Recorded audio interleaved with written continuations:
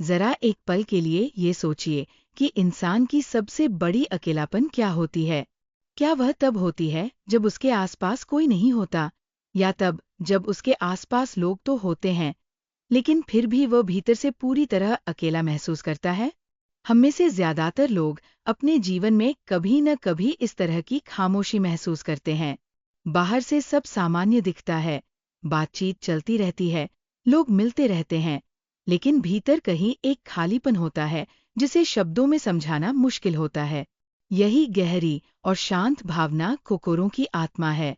लेखक नात्सुयो सेकी इस कहानी में सिर्फ कैरेक्टर्स नहीं लिखते, वे इंसान के भीतर छिपे हुए अकेलेपन, गिल्ट, ट्रस्ट और इमोशनल दूरी को बहुत धीरे धीरे खोलते हैं।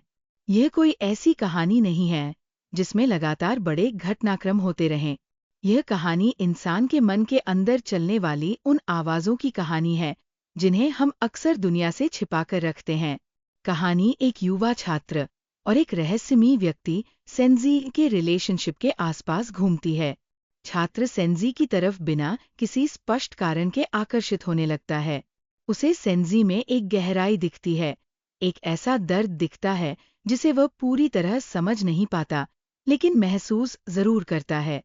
और शायद यही वजह है कि वह उनके और करीब जाना चाहता है। सेंजी बाहर से शांत और समझदार दिखाई देते हैं, लेकिन भीतर कहीं वे टूटे हुए इंसान हैं। वे लोगों से दूरी बनाकर रखते हैं, जैसे उन्हें दुनिया पर भरोसा नहीं रहा हो। और धीरे धीरे कहानी हमें ये एहसास दिलाने लगती है कि कई बार इंसान दूसरों से नहीं, खुद से दूर हो जाता है। ये उपन्यास बहुत सटल तरीके से लोनलीनेस को एक्सप्लोर करता है। आज की दुनिया में भी, जहाँ लोग हर समय कनेक्टेड दिखाई देते हैं, भीतर का अकेलापन उतना ही गहरा है।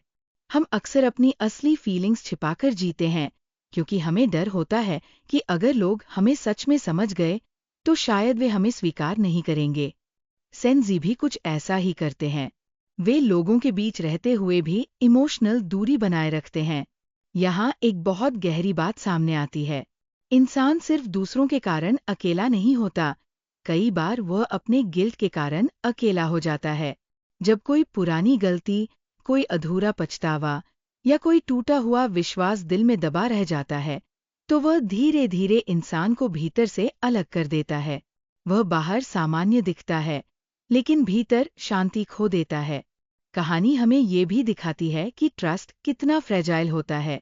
एक बार टूट जाने के बाद इंसान सिर्फ दूसरों पर नहीं, खुद पर भी भरोसा खोने लगता है।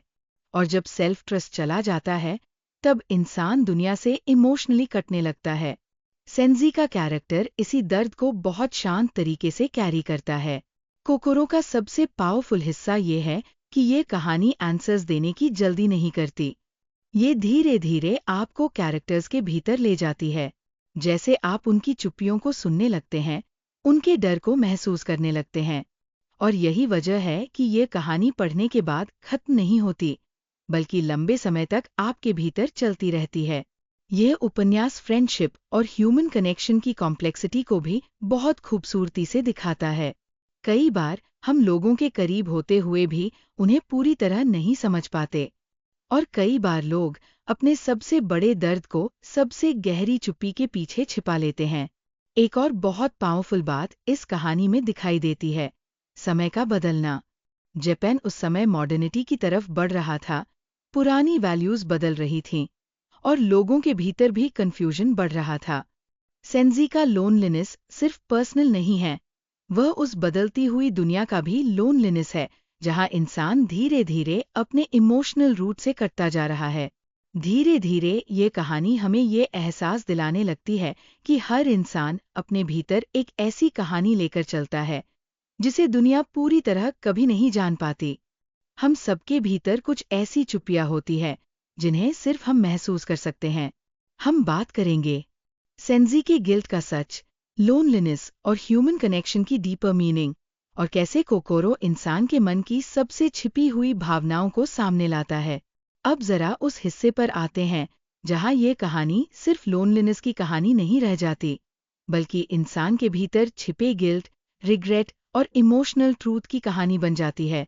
क्योंकि धीरे धीरे हमें ये समझ आने लगता है कि सेंजी की चुप्पी सिर्फ एक पर्सनालिटी नहीं है, वह एक बोझ है, एक ऐसा बोझ जिसे वे सालों से अपने भीतर उठाए हुए हैं, और यही बोझ उन्हें दुनिया से दूर करता चला गया। कोकोरो बहुत धीरे धीरे ये रिवील करती है कि सेंजी का सबसे बड़ा संघर्ष किसी और इंसान से नहीं, खुद से है। उनके भीतर एक ऐसी घटना की याद जिंदा है जिसने उनकी पूरी जिंदगी बदल दी। एक ऐसा गिल्ट जो समय के साथ कम नहीं हुआ बल्कि और गहरा होता गया।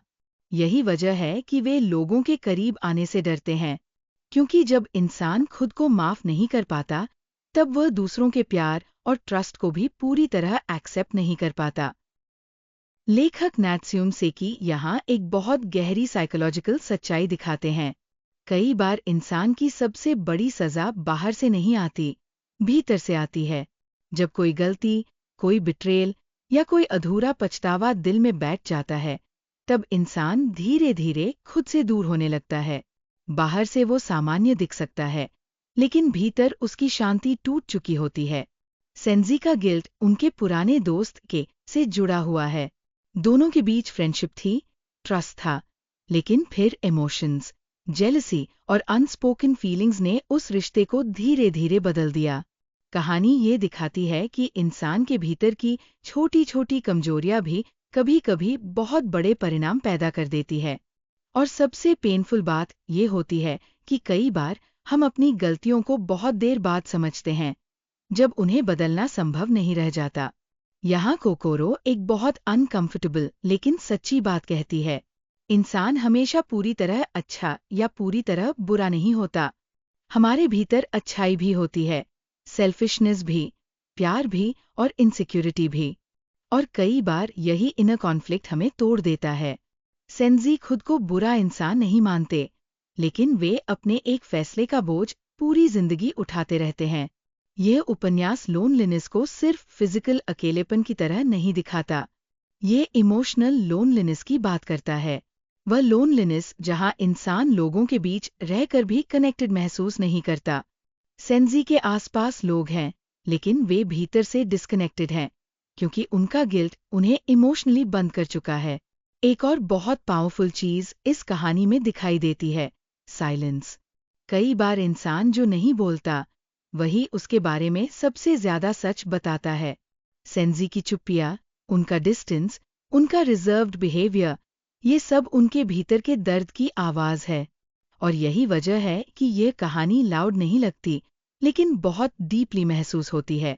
धीरे धीरे स्टूडेंट और सेंजी का रिलेशनशिप भी बदलता है। शुरुआत में स्टूडेंट सिर्फ क्यूरियोसिटी से सेंजी के करीब आता है, लेकिन समय के साथ वह उनकी लोनलीनेस को महसूस करने लगता है। शायद पहली बार सेंजी को लगता है कि कोई उन्हें समझने की कोशिश कर रहा है, लेकिन फिर भी वे पूरी तरह खुल नहीं पाते, क्योंकि कुछ दर्द इतने पुराने हो जाते हैं कि उन्हें शब्दों में बदलना मुश्किल हो जाता है। यहाँ कहानी एक और बहुत गहरी बात सिखाती है। इंसान सिर्फ अपने एक्शन से नहीं, अपनी हिडन इमोशन से भी शेप्ड होता है। जो बातें हम दुनिया से छिपाते हैं, वही कई बार हमें सबसे ज्यादा बदल देती है। और अगर उन्हें समय पर समझा न जाए, तो वे धीरे धीरे हमारे पूरे व्यक्तित्व पर असर डालने लगती है। कोकोरो मॉडर्न सोसाइटी पर भी एक सटल कमेंट करती है। जैसे जैसे दुनिया मॉडर्न और इंडिविजुअलिस्टिक होती गई, लोग इमोशनली आइसोलेटेड होने लगे। बाहर से प्रोग्रेस बढ़ी, लेकिन भीतर कनेक्शन कम होने लगा। और यही डिस्कनेक्ट आज भी उतना ही रेलेवेंट लगता है। आज भी लोग सोशल मीडिया, कॉन्वर्सेशंस और क्राउड्स के बीच रहकर भी भीतर से अकेला महसूस करते हैं। ये कहानी हमें यह भी महसूस कराती है कि ह्यूमन कनेक्शन कितना फ्रेजाइल और कितना प्रेशियस होता है। ट्रस्ट टूटने में एक पल लगता है, लेकिन उसका असर पूरी जिंदगी रह सकता है। इसलिए कोकोरो सिर्फ गिल्ट की कहानी नहीं है, ये एम्पैथी की भी कहानी है। यह हमें दूसरों के भीतर छिपे हुए दर्द को थोड़ा और सेंसिटिविटी से देखने की सीख देती है। धीरे धीरे जब कहानी अपने अंत की तरफ बढ़ती है, तो यह एहसास बहुत गहरा हो जाता है कि इंसान अपने पास्ट से पूरी तरह भाग नहीं सकता। अगर दर्द को समझा न जाए, अगर गिल्ट को एक्सेप्ट न किया जाए, तो वह इंसान के भीतर चुपचाप जीवित रहता है। अंत में ये उपन्यास हमें एक बहुत शांत लेकिन पावरफुल बात याद दिलाता है। हर इंसान अपने भीतर एक अनसीन बैटल लड़ रहा होता है, इसलिए लोगों को सिर्फ उनके वर्ड से नहीं, उनकी साइलेंस से भी समझने की कोशिश करनी चाहिए। तो अगर आप इस कहानी को सिर्फ एक नॉवल की तरह नहीं, बल्कि इंसान के मन की गहराई को समझने की तरह पढ़ेंगे, तो आपको एहसास होगा कि कोकोरो सिर्फ जापान की कहानी नहीं है। ये हर उस इंसान की कहानी है जिसने कभी लोनलीनेस, गिल्ट या इमोशनल डिस्टेंस महसूस किया है। याद रखिए, कई बार इंसान की सबसे गहरी चीख उसकी सबसे शांत चुप्पी में छिपी होती है। अगर आपको ये बुक समरी पसंद आई हो और इसने आपको इंसान के भीतर की भावनाओं को थोड़ा और गहराई से महसूस करने पर मजबूर किया हो, तो लाइक, शेयर और सब्सक्राइब जरूर करें। मिलते हैं अगली कहानी के साथ। धन्यवाद।